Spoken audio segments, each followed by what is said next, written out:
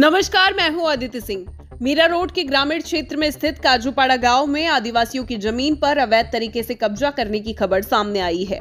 बता दें, काजूपाड़ा में सर्वे नंबर 70 के हिस्सा क्रमांक 2 पर अवैध तरीके से घर बनाकर लोगों को बेचा भी जा चुका है और वासुदेव चौधरी जो जमीन के मालिक हैं, उन्हें इसकी खबर तक नहीं है। साथ ही इस दस्तावेज पर भी एक नजर घुमाइए। यहाँ मीरा भाईंदर महानगर पालिका द्वारा इन घरों पर घरपट्टी भी लगाई जा चुकी है, जबकि वासुदेव चौधरी समेत अन्य जमीन मालिकों ने अपनी जमीन को ना ही किसी को बेचा है और ना ही किसी को किराए पर दिया है। तो महानगर पालिका ने आखिर किस आधार पर इन घरों पर घरपट्टी लगाई, ये एक बड़ा सवाल है। आइए सुनते हैं इस पर पीड़ित की क्या प्रतिक्रिया है। वासुदेव आत्माराम चौधरी, चैना काजूपाड़ा, जमिनीमध्ये एक भीमजीभाई जैन म्हणून त्याला जागा 1 गुंठा भाड्याने बोरिंगसाठी दिली ती पाण्यासाठी। त्यांनी पूर्ण जागेवर कब्जा करून आणि इकून फरार झाल्या दुसऱ्या माणसाला। आणि तिथे आम्ही आता जातो, तिथले लोक आम्हाला दादागिरी करतात, भांडतात, तुमची जमीन आम्ही विकत घेतली, तुमचा काय नाही तर याच। आणि असे 2 वर्ष असेच गेले, आम्हाला अर्ज पण करून कोणी घेतले नाही। पोलीस स्टेशन, नगरपालिका, तहसीलदार, कलेक्टर, बरेचशा लोकांना आम्ही, पण कोणीच काय आमच्या इंटरेस्ट घेतलाही नाही।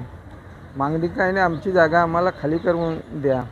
2016ला भरणी केली आणि 17ला त्याच्यावर झोपडपट्टी बसवली, अतिक्रमण केला। दत्ता आडे कमिशनरची गाडी आहे, कमिशनर आहे म्हणून आम्हाला धमक्या देतो। महाराष्ट्र शासनाचं नाव आहे, गाडी नंबर सर्वे नंबर 70/2।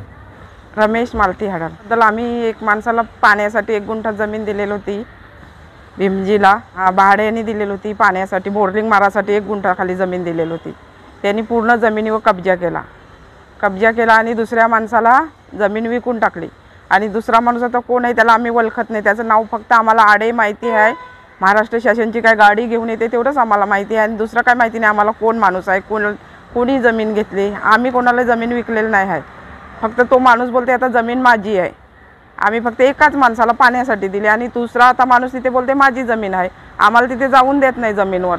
तिकडे गेल्यावर बोलते तुम्ही कोण आहात, या जमिनीचे मालक आहात का, सिद्ध करा, कोर्टात चला, तुम्ही खरोखर मालक आहात का। आणि आई तिथे भांडणं करतो आमच्याशी, आम्हाला हाकलून लावते, पिऊन पण असतो कधी कधी तर। जातीवरून शिव्या देतोय आम्हाला। तुम्ही बोलते आदिवासी, तुम्ही सुधारणार नाही किंवा तुम्ही आदिवासी भंग्याचं काम करता असं पण बोलते।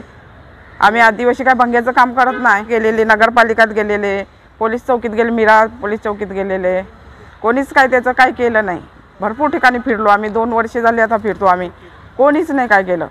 36 गुंठ जमीन आहे आमची, करोडाच्या पुढे असेल किंवा करोड असतील। आम्हाला आदिवासी लोकांना भाव पण माहिती नाही जमिनीचा काय चाललाय ते, पण करोडाच्या पुढे तर असेलच। भरपूर कंप्लेंट केले सगळ्या ठिकाणी, हे बघा किती ठिकाणी आम्ही कंप्लेंट केले, कोणीच आमचं काय ऐकत नाही।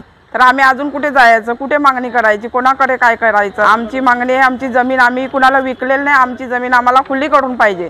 आम्ही स्वतःहून विकली नाही, कोणाला सही नाही दिली, कोणाचे पैसे नाही घेतले, तर आमची जमीन आम्हाला पाहिजे। आमची रिक्वेस्ट हीच आहे, आमची जमीन आम्हाला पाहिजे। जमिनीवर अतिक्रमण करून त्याहून ते झोपडे बांधले आणि आम्हाला तिथं हाकलून लावतात, बोलतात तुमची जमीन नाही। जमीन आता आमची आहे, आमची मिळून कुणाला मोजली, आम्हाला थोडी, आम्ही कुणाचे पैसे नाही घेतले, कोणाला सही नाही दिली, कोणाला पैसे नाही घेतले कोणाचे, मग जमीन तुमची कशी झाली। जमीन तर अजून आमचीच पाहिजे ना, आम्ही कोणाला दिली नाही तर आमचीच पाहिजे अजून जमीन, दुसऱ्याची कशी झाली। म्हणून आम्ही भरपूर ठिकाणी फिरलो, एवढे अर्ज केले, कुठे केशी लावल्या, कोणी मदतीला येत नाही।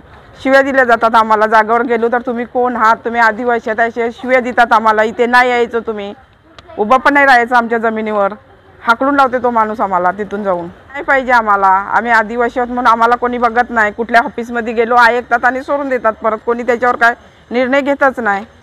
म्हणून आदिवासीला काही नाही का द्यायचा आदिवासींना। कलुबाई गणपत घरत आमच्या जमिनीवर दुसरे माणसावर अतिक्रमण केला।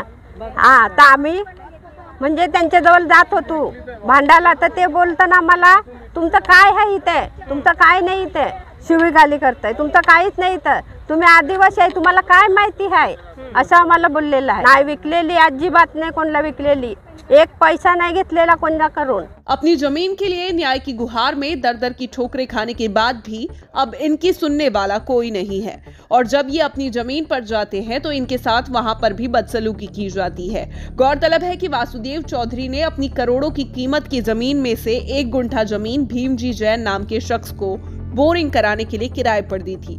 लेकिन अब उस 1 गुंठे जमीन के बजाय कुल 36 गुंठे जमीन पर अपना हक जमा कर हड़प लिया गया और किसी दत्ता अली नाम के शख्स को बेच दिया गया, जिसके बाद वहां धीरे धीरे अवैध बसेरा बसाकर लोगों को बेच भी दिया गया। और अब वासुदेव चौधरी समेत अन्य जमीन मालिक जब अपनी जमीन पर जाते हैं तो दत्ता अली खुद को महाराष्ट्र शासन में कार्यरत बताकर आदिवासियों को डराया धमकाया करता है। खैर, अब इस पूरे मसले पर इन आदिवासियों को कब तक न्याय मिल पाता है, ये देखना होगा।